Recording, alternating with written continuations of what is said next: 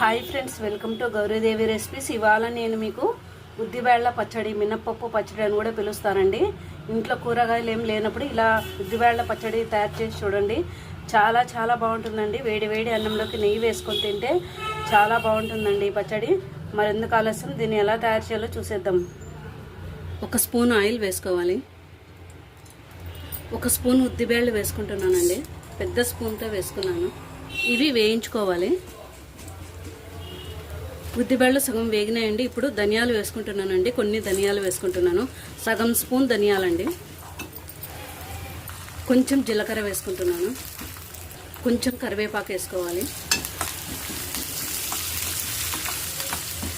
ఫ్లేమ్ని లో ఫ్లేమ్ పెట్టుకొని వేయించుకోవాలండి వీటిని.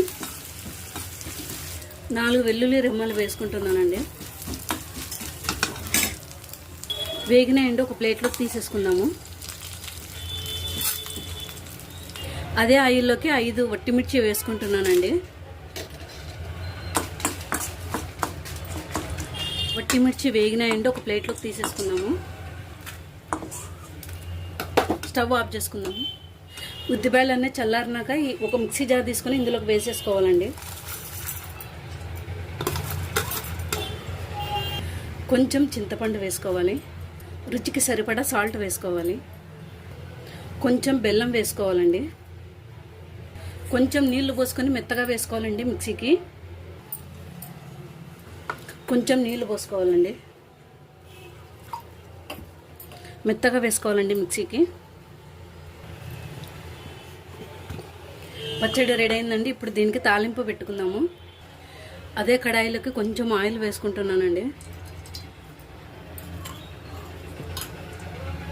1 స్పూన్ ఆవాలు, జీలకర్ర, కొంచెం ఇంగువ వేసుకుంటున్నానండి.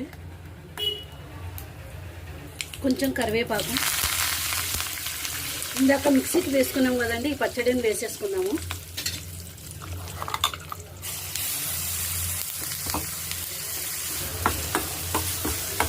ఇంతేనండి, ఉద్దిబేళ్ల పచ్చడి, మినప్పప్పు పచ్చడి అంటారండి. రెడీ అయ్యింది.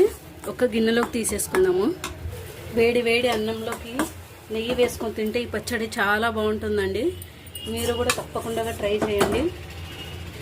ఈ వీడియో మీకు నచ్చినట్లయితే నా ఛానల్ని సబ్స్క్రైబ్ చేయండి, లైక్ చేయండి, షేర్ చేయండి.